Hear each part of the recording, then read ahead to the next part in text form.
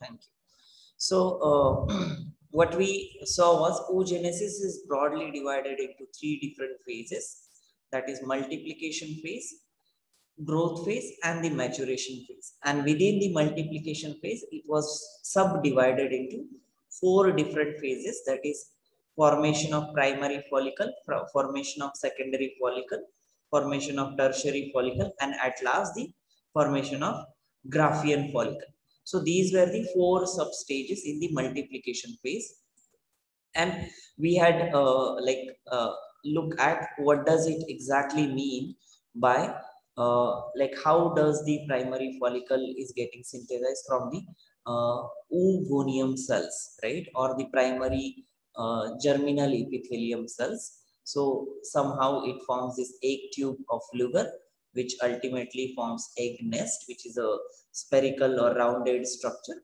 From that, one of the cell gets enlarged, which forms primary oocyte, and that the rest of the cells from the egg nest, they will form the follicular epithelium. And then this primary oocyte uh, together with follicular epithelium is called as primary follicle. And like I had mentioned, do not get confused between what is oocyte and what is follicle. Usually, whenever it refers to follicle, that means it's a cluster of cell. Whenever it says oocyte, it means, or oocyte or OR, that means a single cell. Just understand this difference as well. And like we had said, uh, unlike spermatogenesis, oogenesis is not a continuous process. It happens in breaks, right? Breaks as in the cells, they go into certain stage and they remain in that particular stage for the time being. So after the during the primary follicle formation, the cells, they remain in the diplotin stage. That is the prophase 1 phase of the meiosis 1. And like I had shown you this diplotin phase as well, that is just the chromosomes, they have crossed over with each other, but they stay together. That is the diplotin structure, and that particular structure is called as chiasma. So this structure is called as chiasma. And then after, as and when the primary follicle grows, then it goes into the later meiotic phases.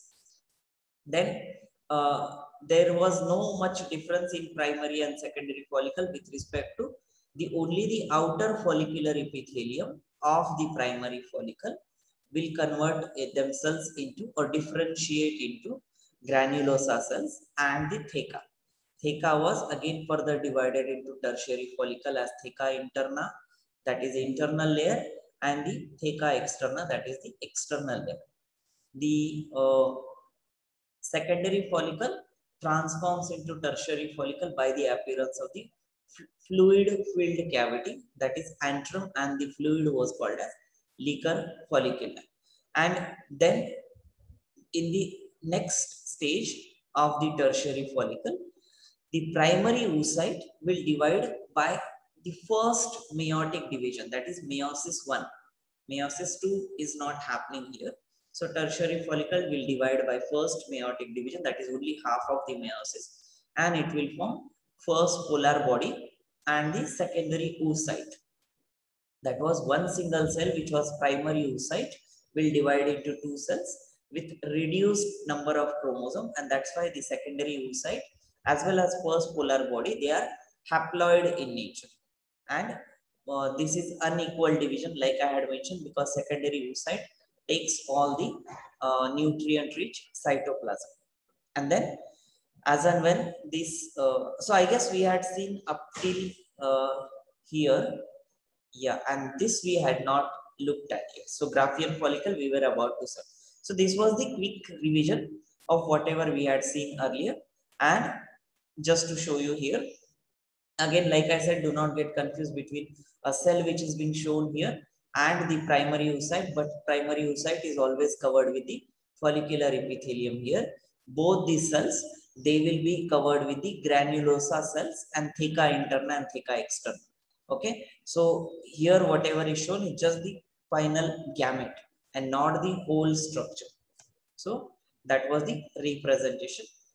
So in formation of Graafian follicle, the mature tertiary follicle further grows in size. So whatever tertiary follicle was formed in the previous stage, that is the theca interna, theca externa, antrum, and then first polar body and the secondary oocyte at the center, they will grow all of it like as a whole structure will grow in size to form mature Graafian follicle. So structurally, again, if you look at between the tertiary follicle and Graafian follicle, there is no much difference apart from the size. So the mature mammalian follicle is called as Graafian follicle. It is about 2.5 centimeter in size. Now these are just the physical description. Its wall is formed of several layers of granular follicle cells. Now those granulosa cells, they are nothing but your granular follicle cells. Earlier in the primary follicle, it was follicular epithelium. In the secondary follicle, no change. Tertiary follicle, it becomes the granulosa cells, and in the tertiary stage, it remains same, but just called differently, that is granular follicle cells. Granulosa name itself says that they are going to synthesize granules in the later stage. So that is what is the difference here in the granular follicle cells, and is differentiated into, of course, theca externa and theca interna.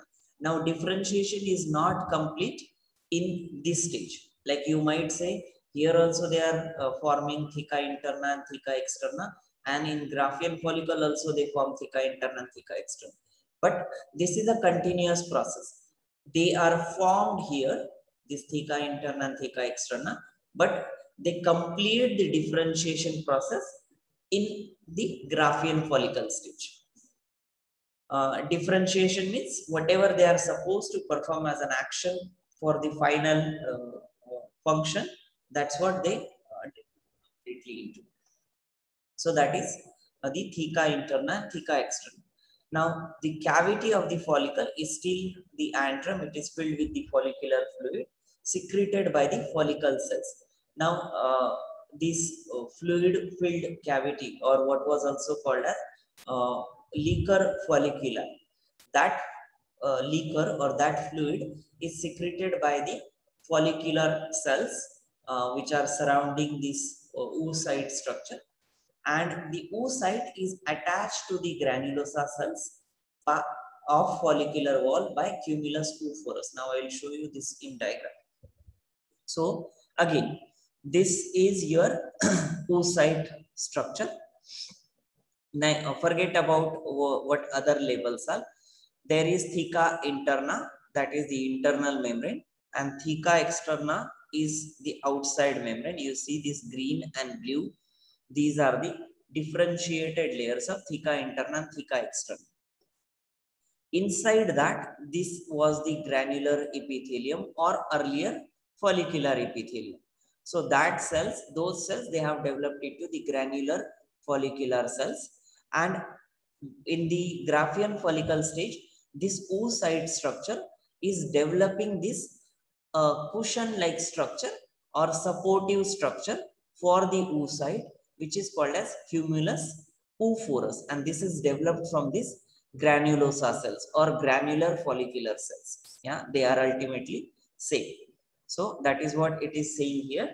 The oocyte, it attached to the granulosa cells of the follicular wall by cumulus. Cumulus means together, or cumulative, you know, like cumulative means you calculate something cumulative, that is together. So that is cumulus oophorus, that means related to the oocyte holding the ova structure. That is the cumulus oophorus, and it lies in the antrum, that it lies in the open cavity. Not open cavity, but the fluid filled cavity, that is the antrum part. The maturation of the ovarian follicle. Now again, ovarian follicle is referring to whole of this process, that from primary follicle to the Graafian follicle, that is known as ovarian follicle. You can call ovarian primary follicle, ovarian secondary follicle, and so on. This is the collective term for all those follicles. So maturation of ovarian follicles occurs under the influence of FSH, that is follicle stimulating hormone. Now the name itself says it stimulates the formation of the follicle, and this is secreted by the adenohypophysis, that is anterior pituitary gland located in the brain region. So the FSH will get secreted by anterior pituitary. It will act on the ovary, and this maturation process will start. And again, this is dependent on the puberty or the developmental stages of that particular girl child. Yeah, so that is also dependent. So FSH is not directly secreted. Obviously, it needs some stimuli in terms of cellular differentiation, and then it starts secreting this FSH hormone. And then further it leads to this maturation process from primary follicle to the what we call as Graafian follicle. The follicular cells of the ovarian follicle. Now, obviously here it speaks of the Graafian follicle. That is towards the end when the follicle is about to mature in terms of Graafian follicle. Those follicular cells which are surrounding the oocyte structure around the antrum, they secrete estrogen, which is one of the very, very important female sex hormone, right? So that is being secreted by the follicular cells of the ovarian follicle, or you can also say of the Graafian follicle. The mature Graafian follicle rises to the surface of the ovary. Once this follicle at the end stage is matured completely in terms of all these structures, then it will rise up, as in it will move through the layers of the cell towards the edge or surface of the ovary, and it will rupture out, releasing the ovum. Now this Graafian follicle itself is completely released, and the release of this ovum is called as ovulation. Again, this ovulation phase we will see in the menstruation cycle. So that is where it is released. Okay, I guess I will take this part after your question. Does anyone have any question here in terms of what is Graafian follicle? And like we will see the structure of the Graafian follicle completely. But then like obviously the layers and everything remain same. There is no much difference. So do you have any questions? And again, like I always say, I hope you have understood this whole process. What is the sequence of events in the maturation of the ovarian follicle from primary follicle to Graafian follicle. Again, the only complication that makes here is the different terminologies, and that's where you people might get confused. But if you draw that mind map kind of thing, it should be easier. Okay, so moving forward with the structure of Graafian follicle, though we had seen it to some extent, but just understanding in a whole, what does the Graafian follicle looks like? So the egg in Graafian follicle is in the primary oocyte stage. Now, primary oocyte stage at the start, when it is released, thus at the time of ovulation, the egg is in the oocyte stage. So this is giving a journey of primary oocyte. So do not get confused in this statement, which says the egg or the oocyte is in primary stage. Yeah, whatever we had seen in terms of maturation phases, at the earlier maturation phase, this was, or multiplication phase, the egg or the Graafian follicle will always have primary oocyte, which changes over time to secondary oocyte just before the ovulation stage. So prior to ovulation, it undergoes meiotic division, complete meiotic division, that is first meiosis part, and will produce first polar body and secondary oocyte, and that is what is being released at the end of Graafian follicle. The ruptured Graafian follicle is left containing a blood clot. So whenever that Graafian follicle is released, or what is also called as ova is released, it leaves behind a blood clot. Obviously, because ovaries, they will have certain capillaries network in their tissue structure, and whenever it is being left open out, or the ova is released outside the ovary, it will leave a small blood clot like structure. Now this does not literally means it's a bloody area, but it's just a very tiny blood clot, because cells, they have ruptured, and also it's a proper rupture. It's like something bursting out, but not with lot of force, of course. It just literally that bursting out of the Graafian follicle from the ovarian surface. So that ruptured place is called as, or the ruptured site is called as corpus hemorrhagic. Hemorrhagic refers to the blood clot area. You know, you have heard this term, brain hemorrhage.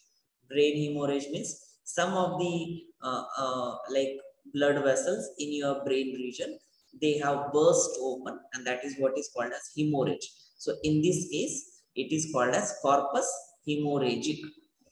Follicle cells of the ruptured follicle form a large yellow mass that is called as corpus luteum. Now, some of the follicular cells, they are still located in the ovarian surface, and that will form corpus luteum from this corpus hemorrhagic. So that is just the transition of the structure. It's like same thing. If you leave your wound for, or any injury for a while, the transition happens in terms of its structure. Like first it looks very bloody and the skin is like kind of scraped off and so on. Then it forms a thin layer of the tissue, and then it becomes black over time. Something similar happens inside as well, just instead of forming that black tissue layer, it is yellow mass of the cells, because they are completely inside the body. So that is the transition of the structure from corpus hemorrhagic to corpus luteum. Now, the function of corpus luteum is very, very important in terms of pregnancy. That is, the cells of the corpus luteum, these are ultimately the follicle cells of the ruptured follicle. Yeah, remember, corpus luteum is nothing but the follicle cells of the ruptured follicle. These cells of the corpus luteum, they will secrete progesterone and relaxin. So progesterone will help in maintaining the pregnancy, and relaxin is required towards the end of pregnancy when the delivery of the baby has to happen. The muscles as well as the bone structure, they have to relax, and that is when this relaxin hormone will be secreted by this corpus luteum structure.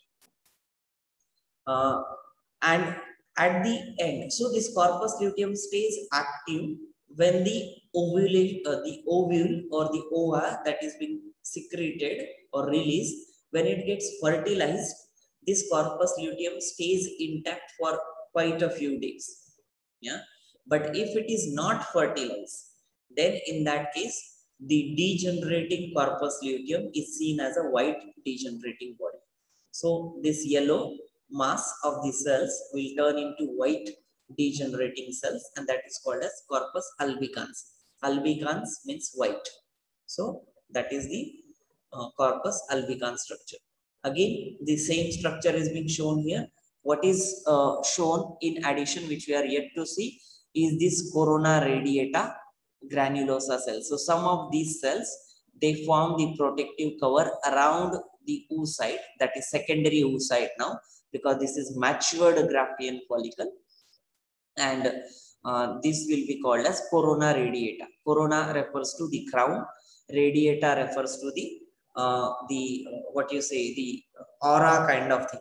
So that is corona radiata. I don't think there is anything extra apart from what we had seen. This basal lamina and anything, everything that we need not see actually, because they are not so important structure as of now. because we are not dealing with them. Even this loose connective tissue, these are just the structures to hold. Again, this structure is in 3 dimension. Imagine it in 3 dimension like a spherical ball and not like this, what is being shown on this screen. So the growth phase. So first was multiplication phase. In that 4 substages, that is primary, secondary, tertiary, and Graafian follicle. Now moving to the next stage of oogenesis, that is growth phase.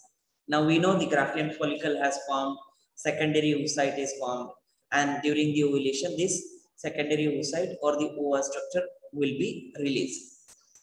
Now, in growth phase of primary oocyte, now again it's going back to the first stage of the primary follicle. Again, remember the reason why they are going back and forward is because they are trying to continue the process. So it refers to the first stage and then it continues from there. So this does not mean there is a primary oocyte in the growth phase, but primary oocyte grows to secondary oocyte over the time, and that is what they are calling it as growth phase. So the growth of primary oocyte is very long and elaborate with many changes. That is, of course, it turns into secondary oocyte later. Many-fold increase in oocyte due to the accumulation of the food reserve. You know, during the Graafian follicle stage or the, I guess, secondary follicle stage. Where was this? Here, yeah. During the tertiary follicle stage, sorry.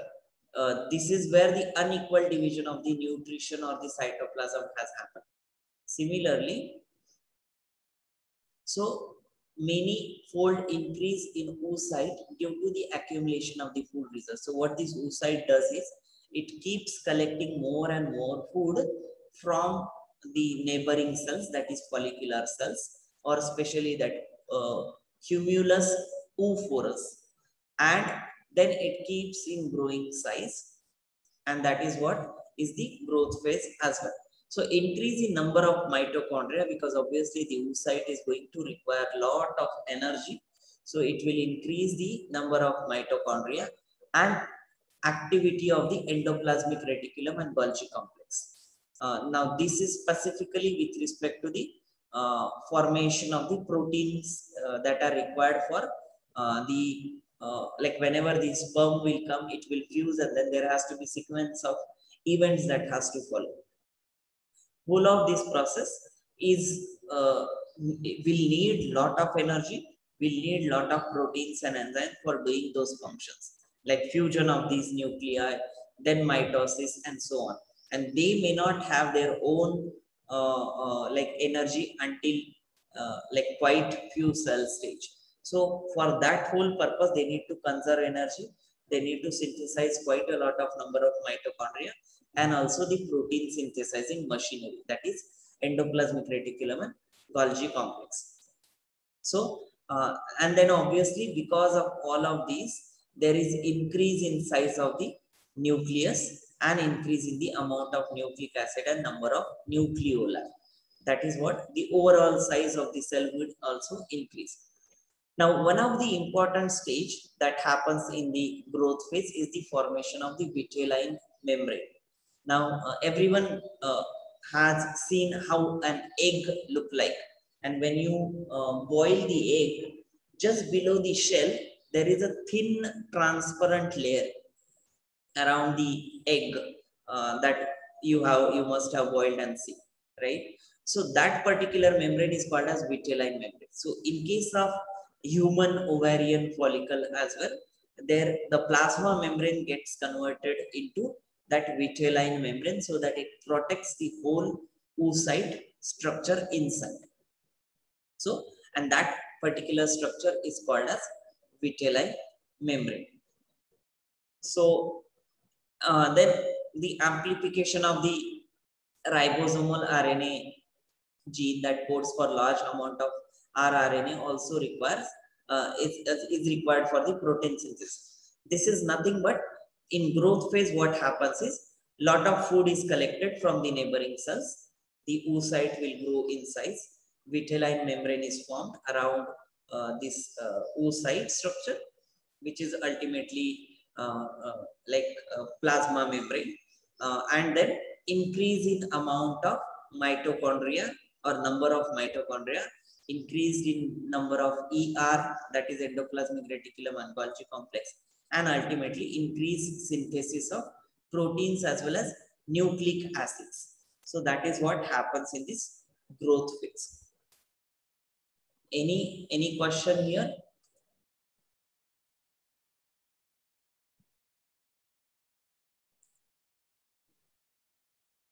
People? No. Okay. So then the last stage, so again, multiplication phase, growth phase, and the maturation phase, that is the last stage. Now, in the maturation phase, it begins when a nucleus of primary oocytes enter the first meiotic division in the primary follicle itself. Maturation has started from there until, like I had said, in case of growth phase, it is same like your maturation phase. These stages are overlapping with your formation of the follicles. As the follicle grows towards the Graafian follicle, growth and maturation has also started there itself.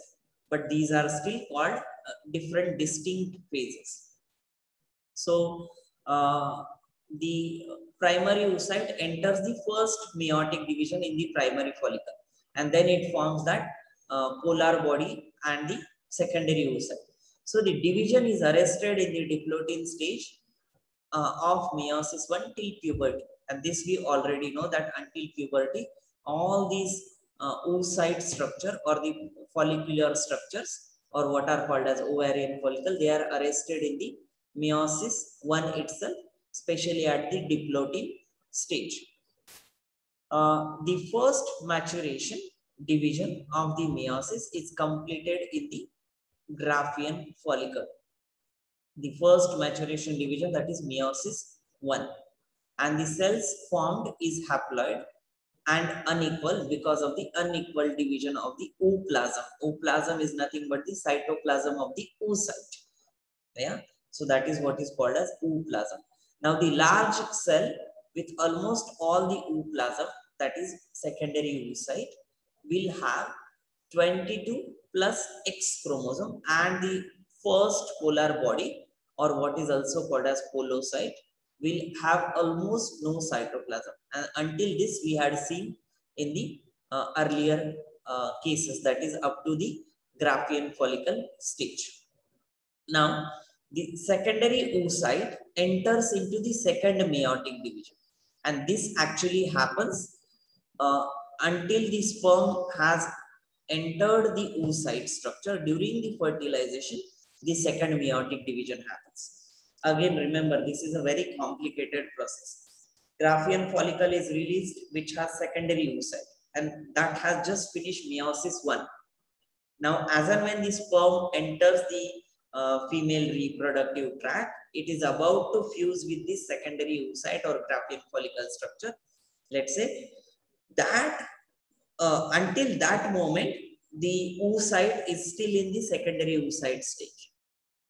After the sperm is entering the oocyte during the fertilization process, that's when the secondary oocyte will complete the meiosis 2 division, that is final gamete formation.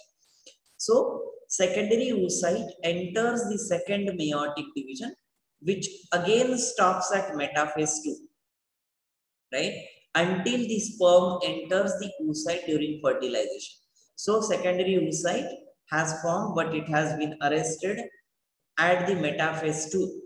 And as soon as the sperm enters the oocyte, the metaphase 2 will continue till the final completion, that is anaphase and telophase 2 of the meiosis completion.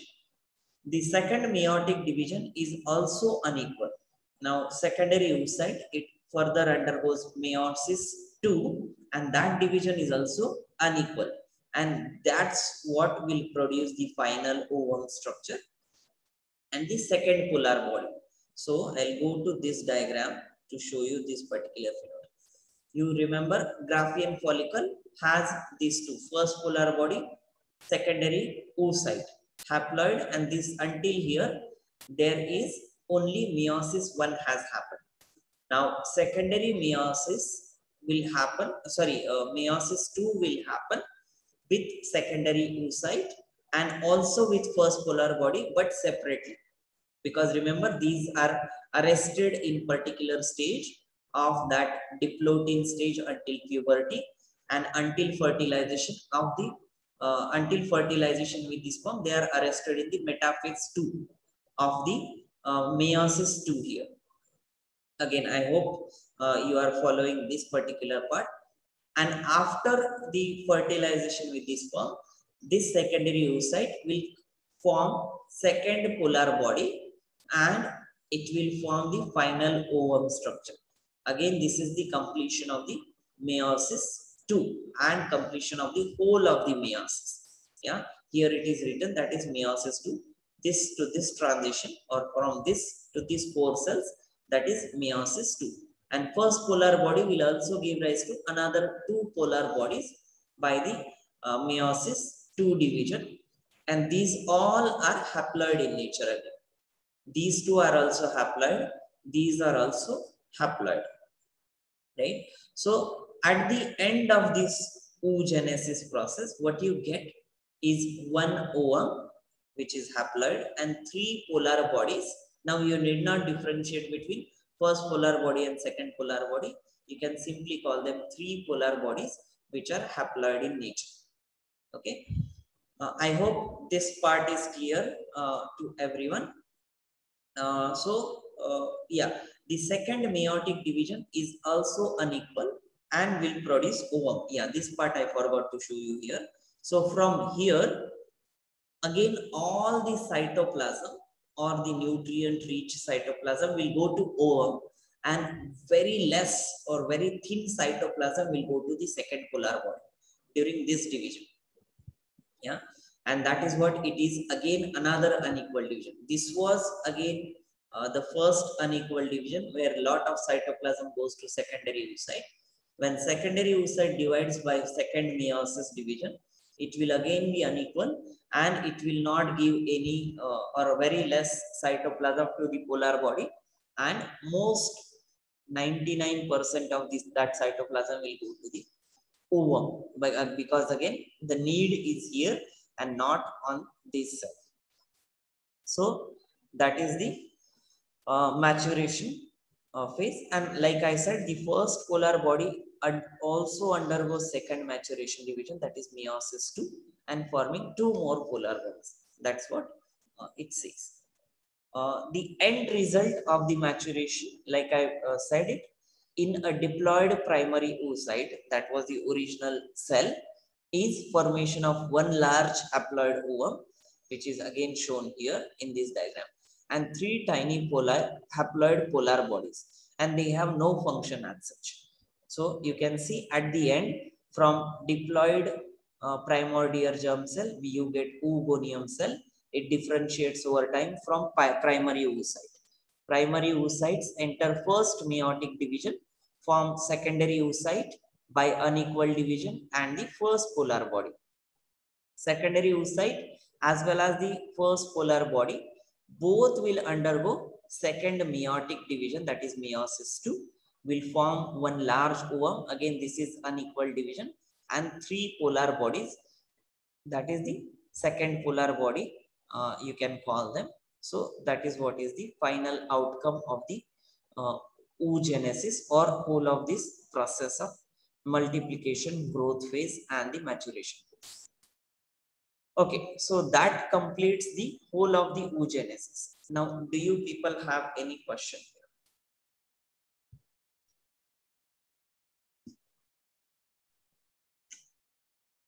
I hope you have followed this process completely till the end.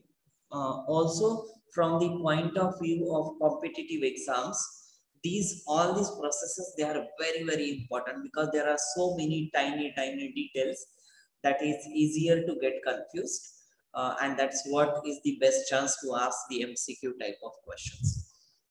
So Please go over this again and again and make it very clear in your head. Also, it is good for us to know our own biology, especially in these reproductive cases. Okay, so we have 15 more minutes. We can go over and look at the next stage, that is the ovulation phase. Now, ovulation we are ultimately going to see in the phases of menstrual cycle as well, but we will try to finish these two slides today itself. So, the mature graphical follicle will reach the surface of the ovary and will rupture to release the secondary oocyte, and that particular stage is known as ovulation. Remember, it is not the release of ova or ovum like how we say it normally, right? It is actually the secondary oocyte which is yet to mature completely into the ovum. That phase is called as ovulation. Like in common layman's term, we say, yeah, the egg is released, but it is not the finally matured stage of the ova, which is being released into the fallopian tube for fertilization. Yeah, please, means that is again in common man's term, that is fine because they don't have to write an exam, but for us being a biology student, we need to be aware of this particular difference. So that is the secondary oocyte being ruptured and released, and that particular stage from the Graafian follicle is called as ovulation. It is caused by, now what is the reason of this ovulation? Like why does it rupture? There is increased turgidity. I hope you know what it means by turgidity. When the inside pressure of the cell increases, like, and the cell wall, sorry, the cell membrane is kind of very tough. Like if you blow the balloon completely with the air, it will form a structure like a roundish structure, and you are still able to press. But then if you keep blowing it, there will be one stage where you are no more able to press the balloon, and it becomes kind of tough. That particular stage is turgidity. In case of cell, it is filled with cytoplasm and of course the nutrition and everything else. So that's why it becomes turgid. So increased turgidity in the follicle and is aided by the contraction of the unstriped muscle fiber around the follicle. So if you would have looked, now here is the function of that basal lamina where we had seen. These basal lamina and also the surrounding cells of theca interna and theca externa, they are in turn surrounded by other ovarian cells, right? Because this is still a part of ovarian cortex structure of the ovaries. And then as and when it goes towards the surface of the ovary, there are different muscle fibers which are in the layers of the ovary and around the follicle, and because of the increased turgidity, it's like kind of getting pressed off from inside to outside, and that is what will lead to the rupture of this ovarian follicle or Graafian follicle. It's something like how can I give you the analogy here? Let's say you have a layer of cells and you are trying to press the marble or this turgid structure, and you are pressing it from down to through the cellular layer. So obviously that those cells, because of the pressure, turgid pressure, it will just break open, and this Graafian follicle will be released outside. So, Yes. The unstriped muscle fibers, they are around the follicle, right? Wait, Pratham, your volume is low. Sir, can you hear me now? Yeah. The unstriped muscle fibers, they are around the follicle, right? So when they contract, shouldn't they kind of keep the follicle together, like prevent it from rupturing? No, sorry, come again. Uh, the the unstriped muscle fibers, they are around the follicle, right? So Right. they are covering it, and when they contract, shouldn't they kind of keep the follicle together, prevent it from rupturing? No, contract as in they contract, so they break open the. So what is happening is, let's say this is the secondary oocyte. It is becoming turgid. It is increasing in pressure. It has already grown to sufficient large extent, because then it has taken most of the nutrition from these follicular cells, especially from the cumulus euphorus area. And then let's assume that these are the muscle fibers. Now forget what are the labels here. Just go by the description that I am saying. So let's say these are the muscle fibers. These will contract. That means they are creating a space in between the cells. And because this has already at higher pressure compared to this open space, it will give some area for the secondary oocyte to rupture open outside, because there is a gap. And inside there is already quite a lot of pressure being developed. So there, wherever there is a gap, the the oocyte will try to rupture open the layers and go out. Did you get this? Yeah. Okay. So the muscles fibers, they contract, and that's why they leave some gaps around. Yeah, not literally gaps, but they become loose in terms of connection with the neighboring cells, and that is like a chance for follicle or this secondary oocyte to go out. Okay, so the nucleus of the ovum, or the nucleus of the secondary oocyte, which is called here as an ovum, is still as the metaphase 2 of the second maturation division. And maturation of ovum is completed only after the sperm enters the ovum structure. Right? This ovum terminology is still referring to the secondary oocyte. Yeah, it is not referring to the final ovum. Ultimately, it is going to become the final ovum, but that is the uh, incomplete ovum, if we can say so, because the complete meiosis has not happened yet. Okay, so this is the process of ovulation. Okay, and then this, yeah, I guess we can see this part as well.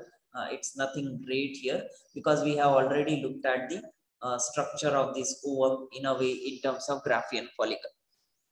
So obviously ovum, or it is also called as oocyte, which is a haploid gamete, and which on fertilization develops into the multicellular organism. So that means it will fuse with sperm and it will develop into a complete organism.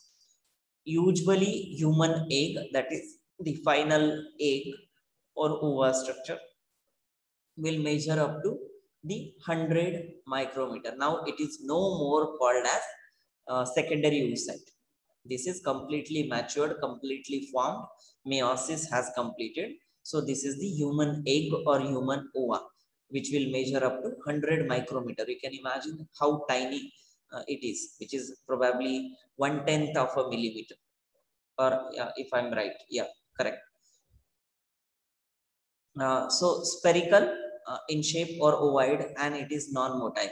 On contrary, sperm is motile and it is not spherical or not ovoid. It is elongated structure. Ovum is also called as alecithal. Now, lecithal or alecithal, these are the terminologies related to the presence of yolk.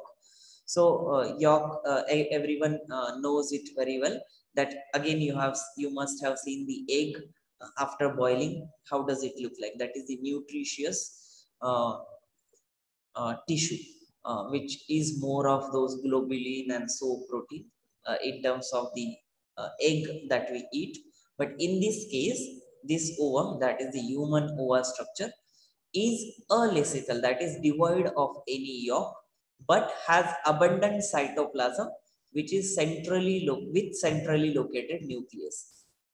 Though it does not have any yolk, but it has quite a lot of cytoplasm, and you remember it is coming from that unequal division of the secondary oocyte to the final ova structure. So it will have lot of cytoplasm, ultimately lot of like nutrition as well to sustain for a while. So it is alacithal. That is, it means it is devoid of yolk, but it is not devoid of nutrition. That you must remember. It just devoid of this proper yolk structure where there were all those fatty substances or globulin and albumin like proteins. They are not present here. Ovum is surrounded by a transparent non-cellular layer. Again, this is a transparent non-cellular layer which is called as zona pellucida. Now, if you look at this diagram, this layer, which is kind of like little off-white in circle, that is zona pellucida. Around this membrane. Now, this is the plasma membrane, which is ultimately your vitelline membrane. Like I told you, that very thin transparent membrane which is present in the eggs that we see outside, that is the plasma membrane, or it is also called as vitelline membrane. Outside that vitelline membrane is your zona pellucida. So ovum is surrounded by a transparent non-cellular layer. That means it is fluid-filled cavity. It is non-cellular, means there are no cells, but there is something else. So it is zona pellucida. And outer thick corona, that is corona radiata. So this outer layer is corona radiata. Now you will see two different representation of the same ova structure. It just depends on how people draw it. Usually these cells are little elongated, like it is shown in the both the cases. Surely this is not a cell. This diagram I have kept specifically to tell you not to draw a structure like this. Yeah, but look wise, if you look at the overall structure, they are almost same. But just you can never have cells which are open-ended like this is being shown. This is like a sun structure, like how we draw in childhood. But this is not how ideal cells will look like. So always try to draw elongated cells around the in the corona radiata structure around this ova structure. So that is the corona radiata, and it is formed of a follicular cell. You remember this secondary oocyte when it was supported by this cumulus oophorus. Those were the cells from the granulosa layer. They will come around, which are ultimately follicular cells. They will come around this oocyte structure, which is going to become or has become the ovum finally. They will form this corona radiata structure. Between the cell membrane, that is the vitelline membrane, and the zona pellucida, there is a perivitelline space. Now, it may not be so visible here, but just between this membrane, that is the inner membrane, and between the zona pellucida, that is this transparent layer, there is a very thin gap, and that is called as perivitelline space. So that is the again, it may not be visible in this diagram, but like I said, because it is very thin space between the vitelline membrane, that is the actual plasma membrane, and the zona pellucida layer. And at the end, and the most important characteristic of this ovum is it shows polarity. Like I had said earlier also, polarity means it shows two different sides. We know electrical poles, positive and negative. We know head and tail portion of the coin. These are like kind of polar nature. Similarly, in case of ovum also, it shows polarity in terms of it has two different poles, that is animal pole and the vegetal pole. The side which extrudes the polar bodies is called as animal pole. You remember I had mentioned until the end, those three polar bodies which are formed with the secondary oocyte or the final Graafian follicle structure, those polar bodies, they stay with the final ovum structure, and then at the end they are released from that Graafian follicle. That particular side of the ovum is called as animal pole. That's from where the polar bodies they are extruding out. And the pole which is opposite to animal pole, it's just the opposite, like diagonally, no, not diagonally, radially opposite, or diameter wise the other way, that is called as vegetal pole. So let's say, for example, here on this point where my cursor is, that's where the polar bodies are. And if they are releasing from, now imagine the Graafian follicle structure and not the oocyte structure. If they are releasing from this end, this will be the animal pole and the other end will be the vegetal pole. So that's the whole of your ovum structure. Okay, we are almost at the end. It's already 10. If you have any question, quick questions.